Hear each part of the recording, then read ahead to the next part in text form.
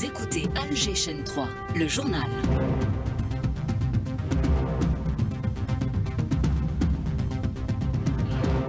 Bonjour Fatima Sharaf, mesdames, messieurs, bonjour et soyez les bienvenus dans cette nouvelle édition, la première de la matinale que nous entamons avec le sommaire.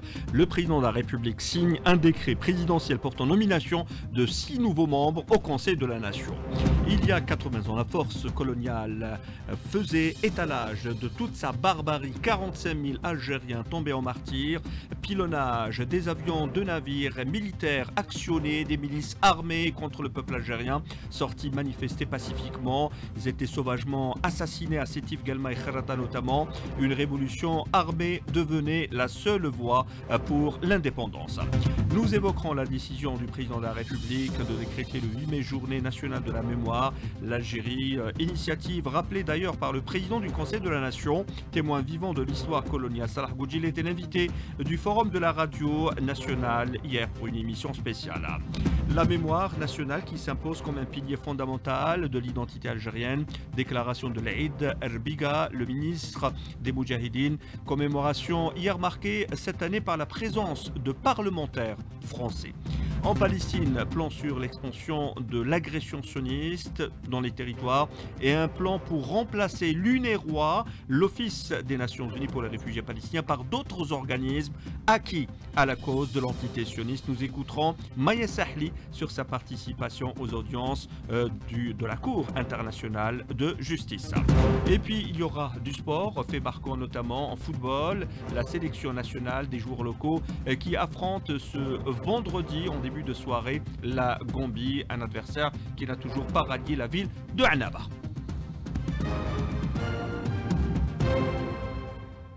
Mesdames, Messieurs, bonjour. Le président de la République a signé hier un décret présidentiel portant nomination de 6 nouveaux membres au Conseil de la Nation à compter de la date de leur installation. Il s'agit de Dalila Benjoudi, Aïssa Bourakba, Ayash Jbailia, Belkacem Boukhari, Lakhdar Hbiri et Haj Belrouti. Le président de la République, qui porte un intérêt particulier à la question de la mémoire, témoin vivant de l'histoire coloniale, le président du Conseil de la Nation a rappelé hier à l'occasion de la commémoration des massacres du 8 mai 45 l'initiative du président de la République Abdelmadjid Tebboune de décréter le 8 mai journée nationale de la mémoire, ce qui témoigne de l'intérêt que porte le chef de l'État à l'histoire. Salah Boudjil était l'invité du forum de la radio nationale pour une émission spéciale dédiée à cette sombre page de l'histoire du colonialisme français. Le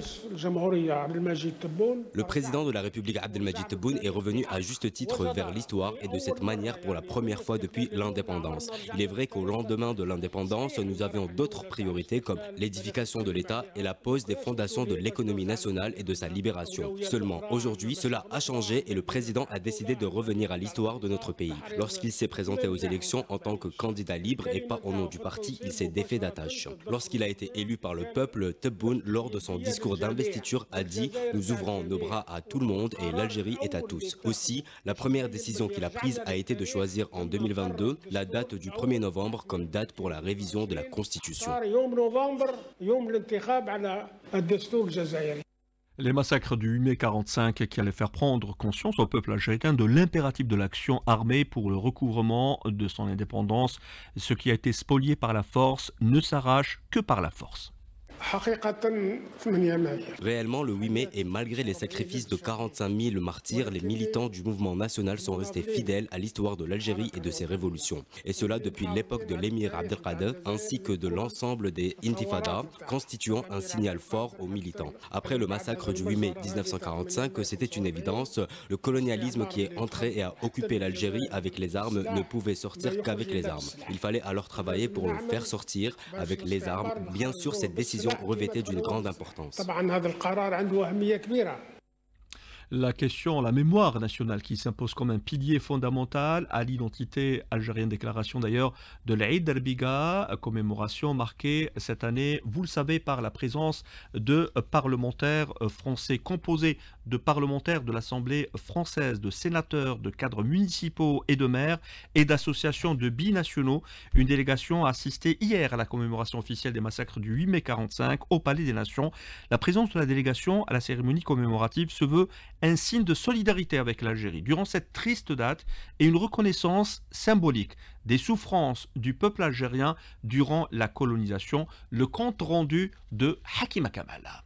Une présence qui symbolise une reconnaissance des massacres commis par l'armée coloniale contre les Algériens. Mohamed Hani, député de la Commission parlementaire des affaires étrangères. Dans le cadre de la commémoration et surtout de la reconnaissance, c'est très important, des crimes commis à 8 mai 1945, c'est une première.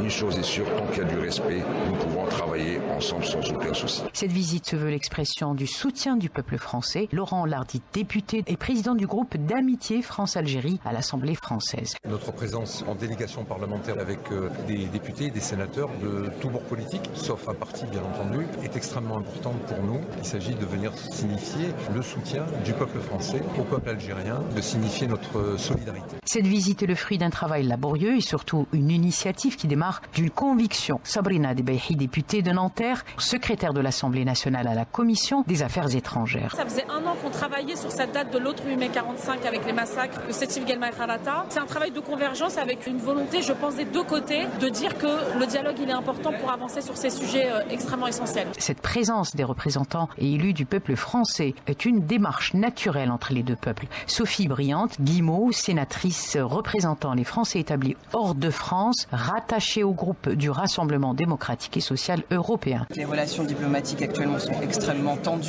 C'était important en ce 80e anniversaire que la France soit représentée d'une façon ou d'une autre. Même si nous, on n'est pas une délégation officielle, nous on est là par notre initiative personnelle. Tous les Algériens ont d'une façon ou d'une autre un lien avec la France et un Français sur 10 est lié de près ou de loin avec l'Algérie. On ne pourra pas faire l'un sans l'autre. La délégation d'une cinquantaine de représentants du peuple français et de la société civile, des maires, des historiens, effectuera une visite à Sétif ainsi que d'autres haltes. Les parlementaires s'entretiendront avec leurs homologues algériens.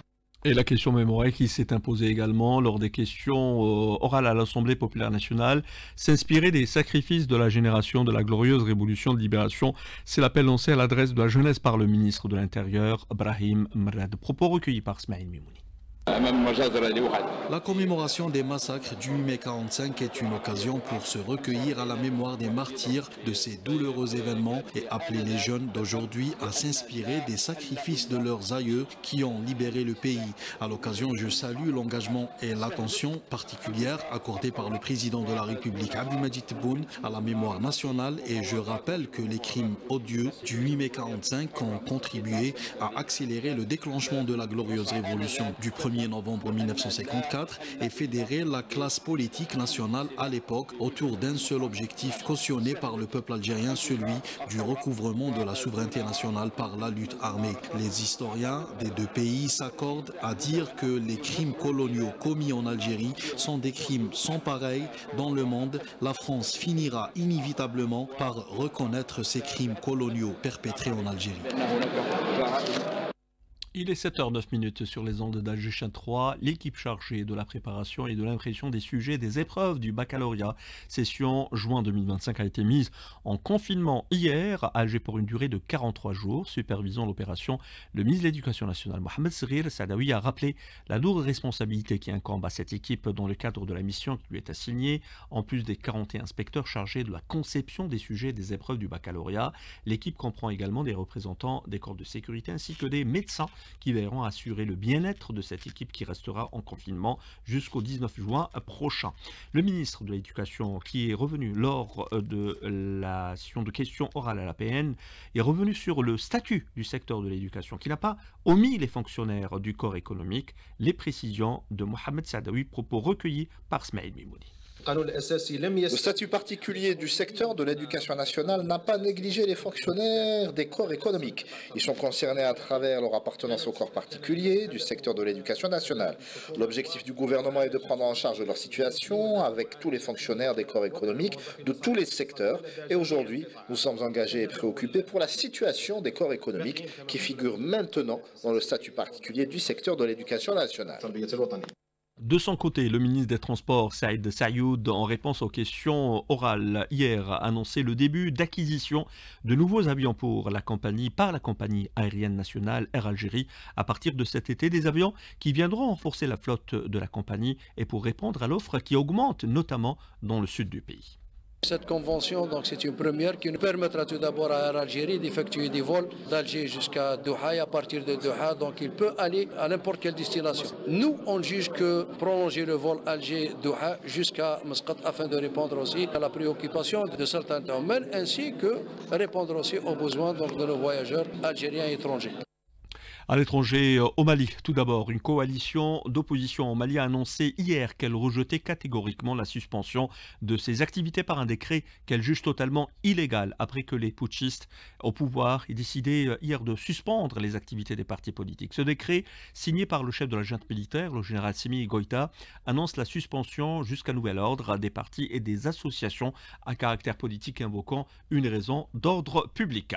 L'antitessionniste qui poursuit son sinistre plan de destruction de l'UNRWA, l'Office des Nations Unies pour les réfugiés en Palestine, remplacer l'UNRWA par une fondation qui répond aux intérêts de l'antitessionniste. C'est le plan échafaudé par cette dernière. Maya Sahli, enseignante à l'Institut diplomatique international, extrait de son intervention dans l'Histoire en marche qu'anime Mariam Abdou. Israël prévoit, bien sûr avec d'autres États, l'avènement de nouvelles structures humanitaires, dont une fondation qui serait à Genève à l'heure actuelle et qui aurait la possibilité de remplacer l'UNRWA. Alors une fondation qui va apporter aide et assistance, mais qui en réalité répond beaucoup plus aux intérêts d'Israël. Voilà un petit peu les dernières informations concernant justement le fait qu'on veut éliminer complètement toute action des Nations Unies. C'était Madame Sahli, Maya, enseignante à l'Institut diplomatique international, extrait de son intervention dans l'Histoire en marche qu'anime Mariam Abdou. La fumée blanche est apparue hier au Vatican, annonçant l'élection du nouveau pape. Il s'agit de l'Américain Robert Francis Prévost, élu pape sous le surnom de Léon XIV. Il devient ainsi le premier pape originaire des États-Unis. Retour chez nous pour parler football tout d'abord avec le dernier tour qualificatif au championnat des nations. La sélection nationale des locaux a rallié hier la ville de Annaba en prévision du match face à la Gambie, prévu pour ce soir à partir de 19 h au moment où la sélection gambienne est attendue dans les prochaines heures au pays après avoir raté, vous le savez, le vol Nouakchott-Alger. De la culture, pour clore les pages de cette édition, dans le cadre des manifestations du mois du patrimoine, le Musée public national des antiquités a programmé une journée d'études intitulée Le patrimoine culturel à l'ère de l'intelligence artificielle.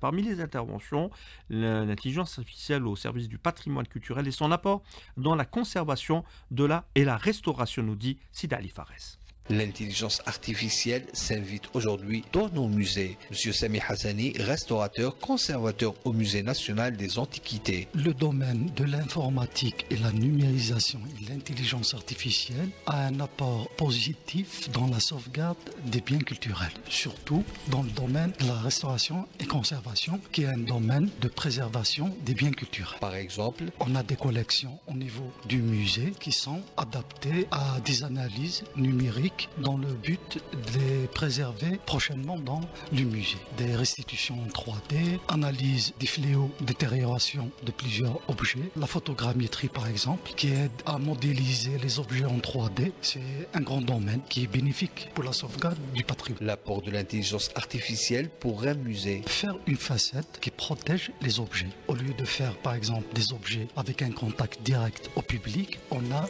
des modèles en 3D visionnés et visibles pour le grand public. Présentez-nous des pièces que vous avez préservées et restaurées dans le Musée national des antiquités. Plusieurs cartographies, détérioration de mosaïques au niveau du musée. Une cartographie spécialisée pour démontrer les différentes détériorations qui sont au niveau des mosaïques et de faire des remèdes pour ces mosaïques. L'intelligence artificielle est présente aujourd'hui pour améliorer, conserver, préserver et restaurer et rendre accessible le patrimoine culturel comme jamais auparavant.